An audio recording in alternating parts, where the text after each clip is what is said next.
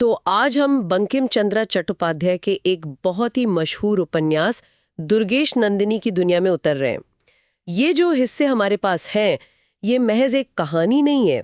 ये तो 16वीं सदी के बंगाल का एक आईना है, जिसमें इतिहास, सियासत, जंग और मोहब्बत का एक ऐसा उलझा हुआ जाल है जो आज भी सोचने पर मजबूर कर देता है। बिल्कुल। और हमारी पड़ताल का मकसद सिर्फ कहानी सुनाना नहीं है, बल्कि ये समझना है कि कैसे व्यक्तिगत भावनाएं, जैसे प्यार हो या नफरत हो, वो उस दौर की बड़ी बड़ी राजनीतिक लड़ाइयों पर असर डाल सकती थीं। हम देखेंगे कि कैसे एक तूफानी रात में हुई एक अनएक्सपेक्टेड मुलाकात दो सल्तनतों के बीच चल रही जंग की दिशा बदलने की ताकत रखती थी। तो चलिए इस कहानी की परतें खोलते हैं। इसकी शुरुआत होती है एक तूफानी रात से और एक भटके हुए मुसाफिर से।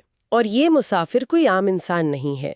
ये है मुगल सेनापति राजा मानसिंह के बेटे राजकुमार जगत सिंह, जो रास्ता भटक कर एक सुनसान मंदिर में पनाह लेते हैं। लेकिन जैसा अक्सर कहानियों में होता है, वो मंदिर उतना सुनसान नहीं होता। जगत सिंह जबरदस्ती मंदिर का दरवाजा खोलते हैं और अंदर उन्हें दो औरतें मिलती हैं, एक बेहद खूबसूरत नौजवान लड़की तिलोत्तमा और उसकी सहेली विमला।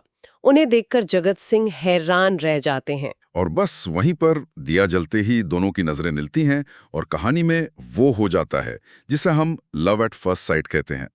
एक पल में ही सब कुछ बदल जाता है। यहाँ बंकिम चंद्र सिर्फ एक रोमांटिक सीन नहीं बना रहे हैं, देखिए, वो एक अनियंत्रित शक्ति यानी प्यार को कहानी में ला रहे हैं। एक ऐसी दुनिया में जहां सब कुछ सियासत और रणनीति से तय होता है, वहां एक ऐसी भावना आ जाती है जिस पर किसी का कंट्रोल नहीं। ये दिलचस्प है, लेकिन असली मोड़ तब आता है जब बातों बातों में जगत सिंह अपनी पहचान बताते हैं। विमला उनसे पूछती है कि अगर उन्हें घर छोड़ना पड़ा और तिलोत्तमा के पिता ने पूछा कि वो किसके साथ थीं, तो क्या जवाब देंगी।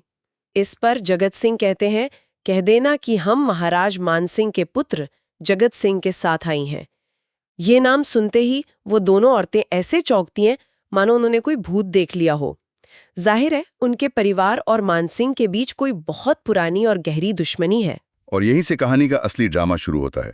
जगत सिंह को जाना पड़ता है, लेकिन जाने से पहले विमला उनसे एक वादा लेती है कि वो 15वें दिन आधी रात को इसी मंदिर में दोबारा मिलेंगे। ये एक बहुत बड़ा कदम है ना। विमला देख चुकी है कि तिलोत्तमा पर जगत सिंह का क्या असर हुआ है और वो इस कहानी को यहीं खत्म नहीं होने देना चाहती। यहीं से एक गुप्त प्रेम कहानी और एक राजनीतिक साजिश दोनों की नींव रखी जाती है। तो एक तरफ तो ये अनजाने मोहब्बत की कहानी शुरू हो रही है, लेकिन जैसा आपने शुरू में कहा था, ये सब एक बहुत बड़े सियासी तूफान के बीच हो रहा था। उस वक्त बंगाल की जमीन पर असल में चल क्या रहा था? हाँ, और ये समझना जरूरी है कि ये कोई छोटी मोटी लड़ाई नहीं थी। देखिए, मुगल बादशाह अकबर पूरे भारत पर अपनी पकड़ मजबूत कर रहे थे, लेकिन बंगाल हमेशा से एक मुश्किल सूबा रहा था।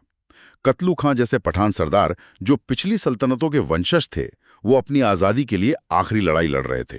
तो ये सिर्फ जमीन की नहीं, बल्कि विरासत और पहचान की भी जंग थी। और इसी जंग में राजा मानसिंह अकबर के सेनापति थे और जगत सिंह उनकी फौज में एक कमांडर। और हमारे सूत्रों में एक चौंकाने वाली बात यह है कि जगत सिंह सिर्फ 5,000 सैनिकों के साथ कतलू खां की 50,000 की फौज को रोकने के मिशन पर थे। बिल्कुल, ये एक तरह का सुसाइड मिशन ही था। इससे पता चलता है कि जगत सिंह एक बहुत बहादुर योद्धा हैं, लेकिन शायद थोड़े लापरवाह भी। और इसी मिशन के बीच वो अपने दिल के हाथों मजबूर होकर एक अनजान लड़की से मिलने का वादा कर बैठते हैं। ये उनके किरदार के टकराव को दिखाता है। एक तरफ फर्ज और दूसरी तरफ इश्क। और तिलोत्तमा कौन थे? वो मानधारणगढ़ के मालिक वीरेंद्र सिंह की बेटी थी। वीरेंद्र सिंह एक बहादुर लेकिन अहंकारी जमींदार थे। जमींदार का उस दौर में क्या मतलब था? क्या वो एक तरह के राजा थे? बहुत अच्छा सवाल है। उस दौर में वीरेंद्र सिंह जैसे जमींदार बहुत ताकतवर होते थे। वो एक तरह से अपने छोटे से राज्य के राजा ही थे। उनकी अपनी सेना होती थी, अपना किला होता था। उनकी वफादारी बहुत मायने रखती थी और मुगल और पठान दोनों उन्हें अपनी तरफ करना चाहते थे। वो एक किंग मेकर की हैसियत रखते थे और यही वीरेंद्र सिंह राजा मान सिंह से नफरत करते थे। तो मतलब एक तरफ अकबर की सल्तनत, दूसरी तरफ पठानों की आजादी की लड़ाई, और बीच में फंसे हैं वीरेंद्र सिंह, जिनकी बेटी को दुश्मन के बेटे से प्यार हो गया है। बिल्कुल। ये तो किसी भी वक्त फट सकता है। बिल्कुल। यहाँ बंकिम चंद्र दिखा रहे हैं कि इतिहास सिर्फ बादशाहों और सेनापतियों से नहीं बनता। ये छोटी छोटी व्यक्तिगत दुश्मनी, प्यार और वफादारी से भी बनता है। मांदारणगढ़ का किला इस जंग का केंद्र बन जाता है और उसकी किस्मत का फैसला दो नौजवानों के दिलों पर टिक जाता है। जब चीजें इतनी उलझी हुई हों तो अक्सर कहानी में किस्मत या ज्योतिष की एंट्री होती है। बिल्कुल। वीरेंद्र सिंह के गुरु अभिराम स्वामी एक भविष्यवाणी करते हैं। वो बताते हैं कि तिलोत्तमा के भाग्य में एक मुगल सेनापति के हाथों बहुत दुख लिखा है। और ये भविष्यवाणी कहानी को और भी जटिल बना देती है। इससे बचने के लिए स्वामी जी एक बड़ी अजीब सलाह देते हैं। वो कहते हैं कि वीरेंद्र सिंह पठानों का साथ छोड़कर मुगलों से यानी मान सिंह से संधि कर लें। उनका तर्क है कि दुश्मनी करने से ही अमंगल होगा, मेल करने से नहीं। ये एक तरह का रिवर्स साइकोलॉजी है। लेकिन ये तो वीरेंद्र सिंह के लिए नामुमकिन जैसा होगा। अपनी बेटी के लिए वो अपनी सालों की दुश्मनी और शायद अपने उसूल भी ताक पर रखने को तैयार हो जाते। यही एक पिता का दिल है। अपनी बेटी की सलामती के लिए वीरेंद्र सिंह अपनी नफरत का जहर पी जाते हैं। वो कतलू खां के दूत को साफ साफ कह देते हैं कि वो पठानों की मदद नहीं करेंगे और अगर हमला हुआ तो जंग के लिए तैयार हैं। ये एक बहुत बड़ा राजनीतिक फैसला है जो पूरी तरह से एक व्यक्तिगत डर से लिया गया है। और दूसरी तरफ विमला है जो तिलोत्तमा को जगत सिंह के प्यार में तड़पते हुए देख रही है। वो गुरु की सलाह और भविष्यवाणी के खिलाफ जाकर जगत सिंह से मिलने की योजना बना रही है। विमला का किरदार यहाँ सिर्फ तिलोत्तमा की सहेली से कहीं ज्यादा लगता है। वो हर कदम पर कहानी को आगे बढ़ा रही है। क्या वो सिर्फ अपनी सहेली की मदद कर रही है या उसका कोई अपना मकसद भी है? ये विमला के किरदार की सबसे दिलचस्प बात है। वो सिर्फ एक सहायक किरदार नहीं है, वो एक रणनीतिकार है। वो हालात को अपने हिसाब से मोड़ना चाहती है। वो अभिराम स्वामी से भी बहस करती है, ये तर्क देते हुए कि अगर वीरेंद्र सिंह और मान सिंह दोस्त बन जाएं तो जगत सिंह और तिलोत्तमा की शादी हो सकती है और भविष्यवाणी का असर खत्म हो जाएगा। वो पुरुषों की बनाई इस सियासी दुनिया में अपनी जगह बना रही है। लेकिन क्या ये थोड़ा अजीब नहीं है कि एक दासी या सहेली के हाथ में इतनी ताकत है? क्या ये उस दौर के समाज को दर्शाता है या बंकिम चंद्र ने जानबूझकर एक असाधारण किरदार गढ़ा है जो नियमों को तोड़ती है? मेरे ख्याल से दोनों। बंकिम चंद्र दिखाना चाहते थे कि औरतें सिर्फ महलों की शोभा नहीं होती, उनमें बुद्धि और साहस भी होता है। विमला उस दबी हुई शक्ति का प्रतीक है। वो नियमों को तोड़ती है क्योंकि उसे लगता है कि जो मर्द सत्ता में हैं वो अपनी नफरत और अहंकार में सही फैसले नहीं ले पा रहे हैं। वो प्यार को सियासत से ऊपर रखती है और शायद यही उसकी सबसे बड़ी ताकत और सबसे बड़ी गलती भी है। तो 15वें दिन वो मुलाकात होती है। विमला मंदिर पहुंचती है और जगत सिंह भी अपना वादा निभाने आते हैं। जगत सिंह को जब पता चलता है कि तिलोत्तमा उनके पिता के दुश्मन वीरेंद्र सिंह की बेटी है तो वो निराश हो जाते हैं। उन्हें लगता है कि ये रिश्ता नामुमकिन है। हाँ, लेकिन प्यार इतनी आसानी से हार नहीं मानता। वो तिलोत्तमा से सिर्फ एक बार मिलने की इच्छा जाहिर करते हैं और यहीं से खतरा और बढ़ जाता है। वो ये नहीं जानते कि कतलू खां के जासूस उन पर नजर रखे हुए हैं। उनकी ये मुलाकात अब सिर्फ एक प्रेम कहानी का हिस्सा नहीं है, बल्कि एक सैन्य खुफिया जानकारी बन चुकी है। जगत सिंह एक पठान जासूस को मार भी देता है, लेकिन तब तक शायद बहुत देर हो चुकी होती है। और फिर विमला एक ऐसा कदम उठाती है जो किसी ने सोचा भी नहीं होगा। वो एक बड़ा जोखिम उठाकर जगत सिंह को एक गुप्त रास्ते से मांधारणगढ़ किले के अंदर ले आती हैं। 1 मिनट, एक दासी के पास किले के गुप्त रास्तों की चाबियां हैं और उसे शस्त्रशाला तक की पहुंच है।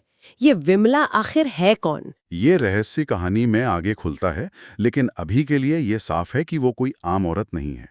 उसके पास जानकारी और हिम्मत दोनों हैं। वो जगत सिंह को भरोसा दिलाती है कि वो उन्हें सुरक्षित अंदर ले जा सकती है और सुरक्षित बाहर भी निकाल सकती है।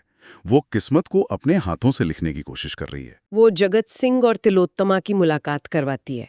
दोनों एक दूसरे से अपने दिल की बात कहते हैं। कहानी का वो सबसे शांत और खूबसूरत पल। लेकिन जैसे ही ये दोनों मिलते हैं, किले पर हमला हो जाता है। कतलू खां का सेनापति उस्मान खां, जिसने उनका पीछा किया था, अपनी फौज के साथ किले पर धावा बोल देता है। और ये हमला इतना तेज और सटीक होता है कि किसी को संभलने का मौका ही नहीं मिलता। उस्मान खां ने विमला और जगत सिंह का पीछा करके ही गुप्त रास्ते का पता लगा लिया था। विमला की योजना, जो 2 दिलों को मिलाने के लिए थी, अनजाने में पूरे किले की तबाही का कारण बन जाती है।